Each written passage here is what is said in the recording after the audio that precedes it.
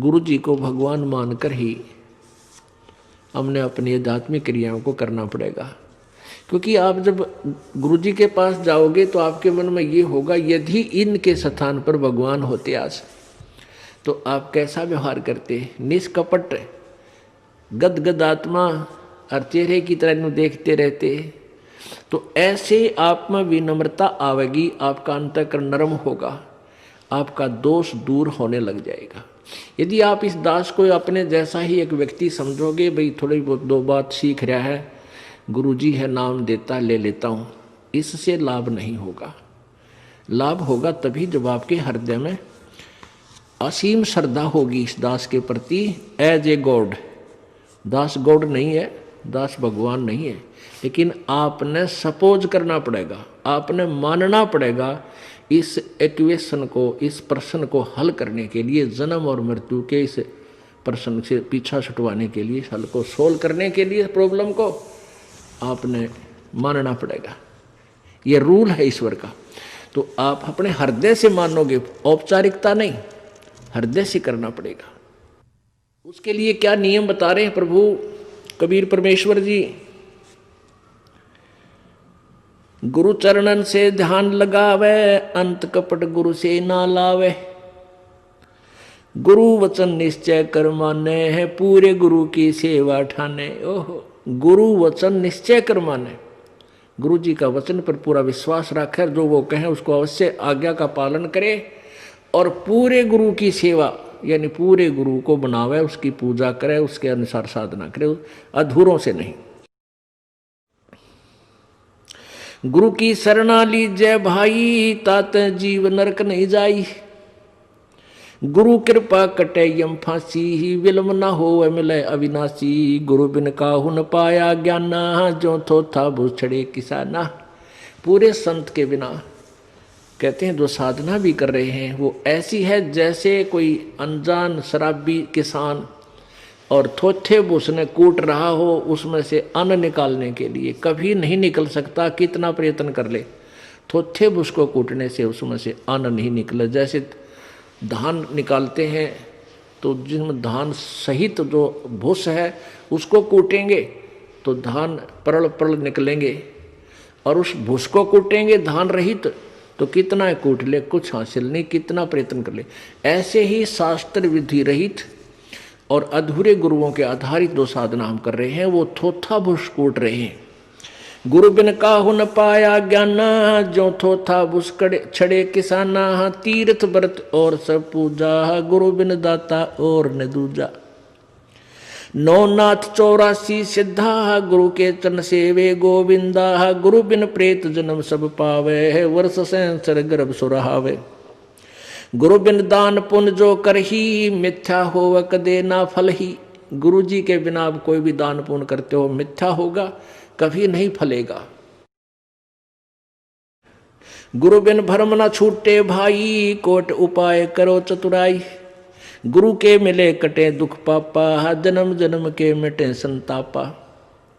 गुरु के चरण सदा चित दीजय, जीवन जन्म सफल कर लीजय। गुरु भक्ता मम आत्म सोई, वाके हृदय रहूं समोई। ओए होए, अब फाइनल फैसला कर दिया गुरु जी परमात्मा ने, कबीर जी ने, कि गुरु भक्ता मम आत्म सोई। जो गुरु जी का सच्चा भक्त है, जैसी लगन गुरु जी में है, उसकी सच्ची श्रद्धा गुरु जी के ऊपर है, तो गुरु भक्ता मम आत्म सोई, वो मेरी आत्मा है, वो मुझे प्यारा लगता है जो गुरु जी के साथ निष्कपट भाव से सच्चा भक्त है उसका। गुरु भक्ता मम आत्म सोई, वाके हृदय रहूं समोई। मैं उसके हृदय में समाया रहूंगा। जब तक आपके हृदय में प्रभु समाये रहेंगे तो आपकी श्रद्धा भगवान में बनी ही रहेगी। आपके मन में जरा सा भी मैल दास के प्रति आएगा किसी भी पॉइंट से, भगवान वहां से हट जाएगा। जब भगवान का पंजाब से हट गया तो आप नदी को बद सोचोगे, सारी उल्टी भावना बन जाएंगी। आज ये दास आपको अच्छा लगता है, फिर आपको दुश्मन दिखाई देगा, क्योंकि काल प्रवेश कर जाएगा। इस जब आपका नाम खंड हो जाएगा, ये पहली पहचान होगी, आपकी रुचि नहीं बनेगी इस दास में। उसका तरीका यही है कि फिर आपको ज्ञान है भगवान का तो फिर आइए, और किसी भी कारण से आपका नाम खंडित है, उपदेश दोबारा मालिक के चरणों में विनती कीजिए और उपदेश पुनर्प्राप्त कर लीजिए, फिर आपका फिर कनेक्शन जोड़ देगा। बहुत दयालु है प्रभु। गुरु भक्ता मम आत्म सोई, वाके हृदय रहूं समोई। 68 तीर्थ भ्रम भ्रम आवे, सो फल गुरु के चरणा पावे। ओह, 68 तीर्थों में भ्रम भटक कर आवे, इससे अच्छा एक ही गुरु के चरणों में आने से आपको वो सभी लाभ, सब लाभ मिल जाए। वहां तो कोई लाभ है ही नहीं।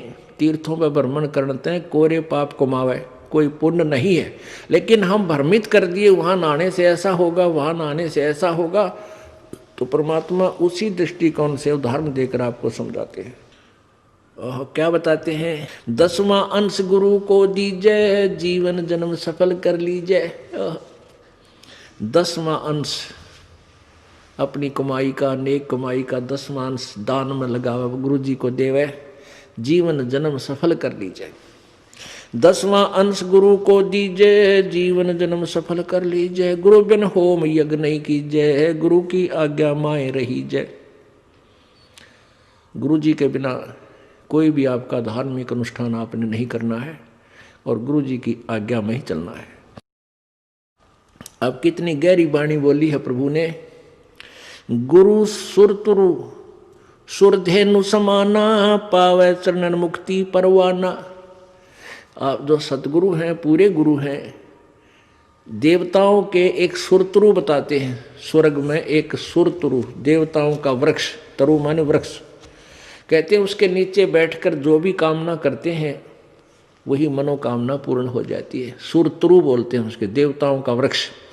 और एक सुरधेनु यानी देवताओं की गाय, उसके पास जाकर के जो भी याचना करते हैं उसी वही यानी आहार, उसको खाद्य पदार्थ बना बनाया तैयार मिल जाता है।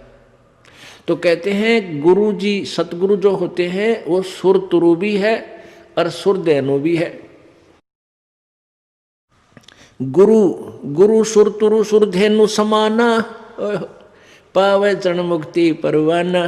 तन मन धन अर्प गुरु सेवे, हो गलतान उपदेश ही लेवे। तन मन धन अर्प, अर्पण करके और गुरु जी की यानी शरण ग्रहण करे, उपदेश ले। तन मन धन अर्प गुरु सेवा। तन मन धन कैसे अर्पण करना है?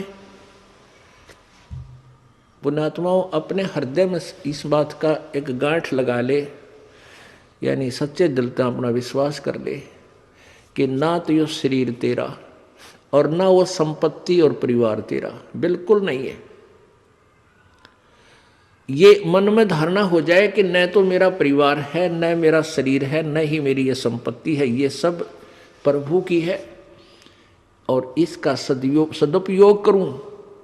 संपत्ति का 10वां अंश गुरु को दीजिए, ये धन अर्पण कर दिया आपने।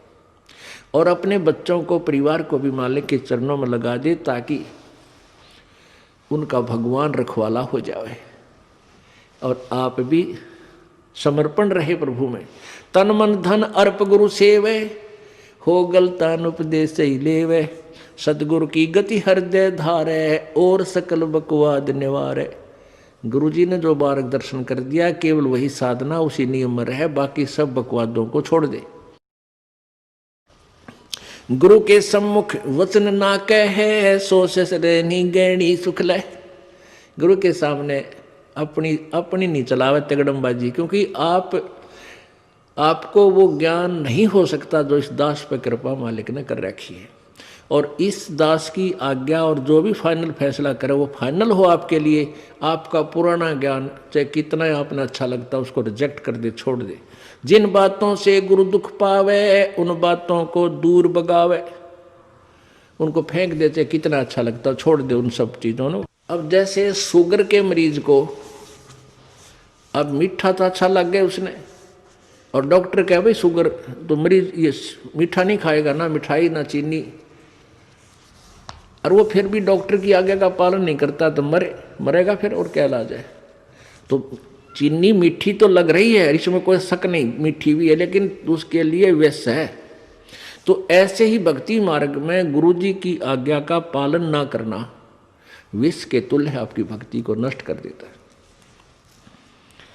गुरु के सम्मुख वचन ना कहे, सो ससरैनी गैणी सुख लह। गुरु जी के सामने एंड बैंड नहीं बोला, क्योंकि गुरु जी के सामने जैसे भगवान के पास जाना होता है ऐसे ही दृष्टिकोण से आना चाहिए। अपनी फरियाद करे, जो भी आदेश हो श्रोधार्य करे और चल पड़े, चाहे मन कुछ भी सोचता रहे, क्योंकि परमात्मा अंतर्यामी है, आपके सब दुखों से परिचित है और वो आपकी जितनी श्रद्धा आपकी होगी उतना ही निवारण आपको साथ साथ रिजल्ट देते रहेंगे। तो आपने समर्पण और श्रद्धा बढ़ानी है, उसके बढ़ाने के लिए आपको यहाँ बुलाया जाता है, भक्ति कराई जाती है, दान पुण्य करवाया जाता है, सेवा करवाई जाती है, ताकि आपकी श्रद्धा जितनी बढ़ेगी उतना ही प्रभु आपके संकटों का निवारण समांतर करता रहेगा।